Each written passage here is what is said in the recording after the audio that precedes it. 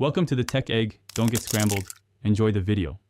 In this video, I will explain how to lock your Ford Edge using the keypad.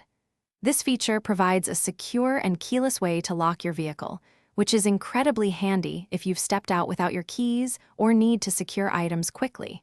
We'll cover the exact steps to ensure all doors and the liftgate are properly locked, giving you peace of mind. Let's get started with the first step. To lock your Ford Edge using the keypad, begin by making sure all your doors are completely closed. Next, you'll need to enter your personal 5-digit factory set entry code. After successfully entering your code, quickly press the 7/8 and 9/0 buttons on the keypad at the same time. This action must be completed within 5 seconds of entering your code to properly engage the lock. Hey everyone, if you're finding this video helpful, please hit that like button and subscribe to the channel for more useful tips. Quick recommendation, just like you want your car to be reliable, you want your socks to be too. Life's too short for cheap socks. Go darn tough, they even have a lifetime warranty. Check the description below for a link to those awesome socks and other great deals. Now, let's get back to the video.